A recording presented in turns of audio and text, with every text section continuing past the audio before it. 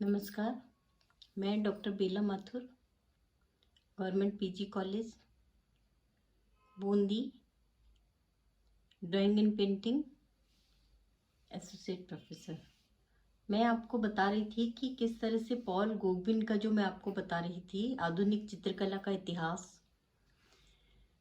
Paper 3 में उत्तर प्रभाववादी चित्रकार Paul गॉगबिन के बारे में मैंने आपको बताया कि किस तरह से इन्होंने कला कार्य किया है। क्योंकि चैप्टर बड़ा है इसलिए मैं आपको पार्ट 2, पार्ट 3 करके इसको बता रही हूँ। अभी अपन ने देखा कि किस तरह से पॉल ने काफी संघर्ष किया और संघर्ष करते हुए कला कार्य को निरंतर आगे बढ़ाया। और जो इन्होंने चित्र बनाए वो चित्र काफी प्रसिद्ध होने लगे और इनकी स्वतंत्र शैली, प्रभाववादी शैली से भिन्न, प्रभाववादी कलाकारों से भिन्न इन्होंने एक स्वच्छंद शैली में कार्य करना प्रारंभ कर दिया। इन्होंने आकारों को गहरी बाह्य रेखा से परिसीमित करके चमकीले समतल रंगों से चित्रण करना प्रारंभ कर दिया और ये उनकी स्वतंत्र अंकन पद्धति की प्रमुख विशेषता बन गई। क्योंकि मैंने आपको बताया कि धीरे धीरे इनके साथ काफी लोग जुड़ते चले गए, काफी कला संगठन जुड़ते चले गए, नव कलाकार मंडल जुड़ता चला गया और इन्होंने अपने आकारों को, जो चित्र के जो इनके आकार थे उनको बाह्य जो रेखाएं थी उसको गहरे चित्रित किया और उनको परिसीमित करके चमकीले समतल रंगों से चित्रण कार्य करना इन्होंने प्रारंभ किया। और ये इनकी धीरे धीरे स्वतंत्र अंकन पद्धति की जो एक मुख्य विशेषता थी वह बनती चली गई। पॉल संश्लेषणवाद पर बहुत जोर देते थे और अपने विचारों को सैद्धांतिक रूप देके दृढ़ता से और सरलता से निर्णय के साथ कहते थे, जिससे पॉल आवा के जो नव कलाकार थे वे भी इनसे प्रेरणा लेते थे। यानी इनमें अब जोश आ गया, एक आत्मसम्मान की भावना जो इनमें थी, इनमें जोश आ गया। अब ये कला कार्य बहुत स्वच्छंद मन से करने लगे, उन्मुक्तता से कला कार्य करने लगे। संश्लेषणवाद में वास्तविक रूप और कलाकार की कल्पना के जो समन्वय था उसमें विचार प्रमुख है। अपनी कल्पना को परिणामकारक रूप में चित्रित करने के उद्देश्य से संश्लेषणवादी चित्रकार वस्तु के नैसर्गिक आकार में परिवर्तन करते या उसको ऐंठन देकर अंकित करते एवं नैसर्गिक रंगों के स्थान पर अब पॉल प्रतीकात्मक रंगों का प्रयोग करने लगे। पॉल का प्रतीकवाद केवल सर्वमान्य प्रतीकों पर निर्भर नहीं था। कला की जो परंपरागत जो कल्पनाएं हैं उसके अनुसार दुष्टता के लिए शैतान का चेहरा, निर्मलता के लिए फूल, निष्कपट प्रवृत्ति या निष्कपट वृत्ति के लिए बालक वगैरह, इस तरह के प्रतीकों द्वारा अब ये क्या करते थे, अपने विचारों को व्यक्त करने की अपेक्षा समुचित रंगों, आकारों और वातावरण के द्वारा चित्र में रस का निर्माण करना अधिक पसंद करते थे। प्रतीकात्मकता के विचार से पॉल के चित्रों की तुलना भारतीय जो राग रागनी के चित्र है ना उनसे करना उद्योतक है। पॉल के जो ब्रितनी के जो चित्र थे, विशुद्ध चमकीले रंगों का प्रयोग किया है उन्होंने, और स्पष्ट जो ऐंठनदार बाह्य रेखाओं के अंकन से वो चित्र बड़े सामर्थ्यवान बन गए थे, और उन्हीं चित्रों से लोग आकर्षित हुए थे, और धीरे धीरे इन्होंने अपनी कला को स्थापित करने में सक्षम हो गई। इन चित्रों में ब्रितनी के निवासियों के असभ्य किंतु धार्मिक और निष्कपट जीवन का दर्शन है।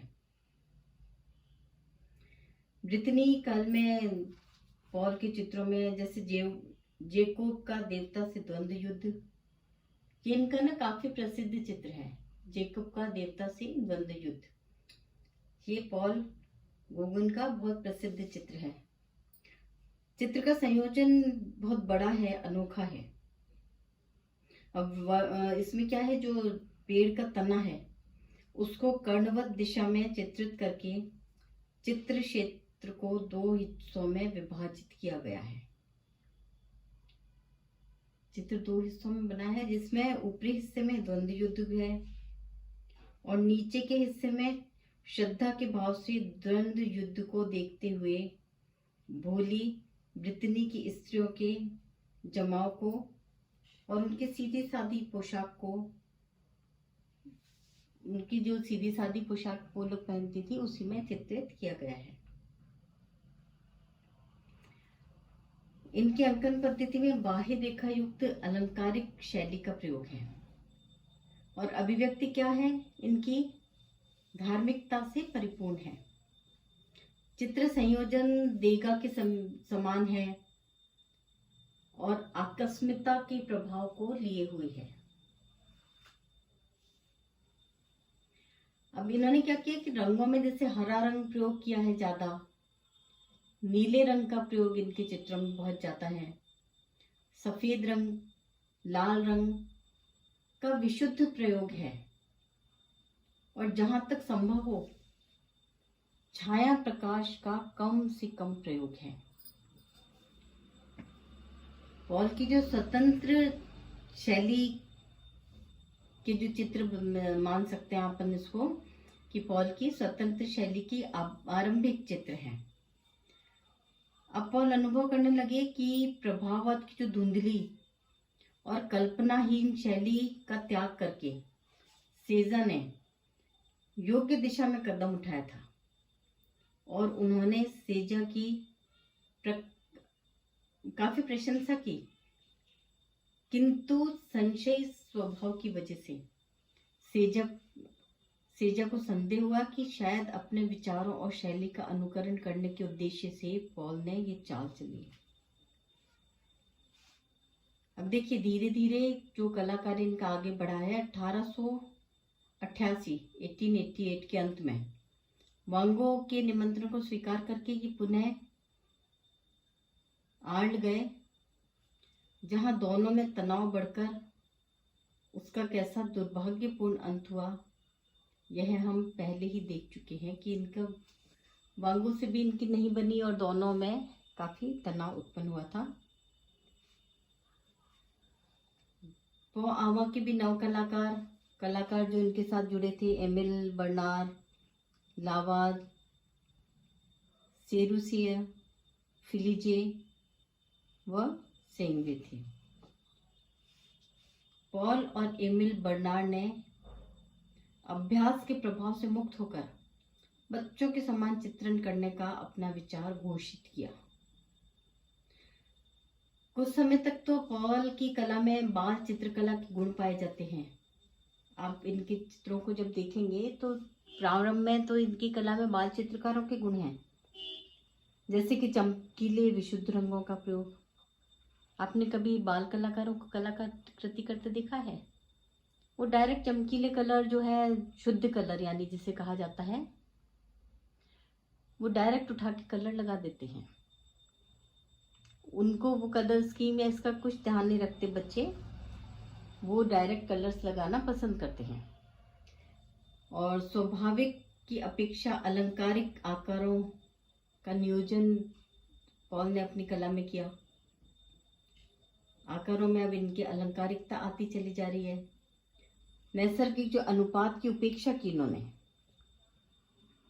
और वस्तु के जो दृश्य रूप के स्थान पर काल्पनिक आकारों का प्रतीकात्मक अंकन किया।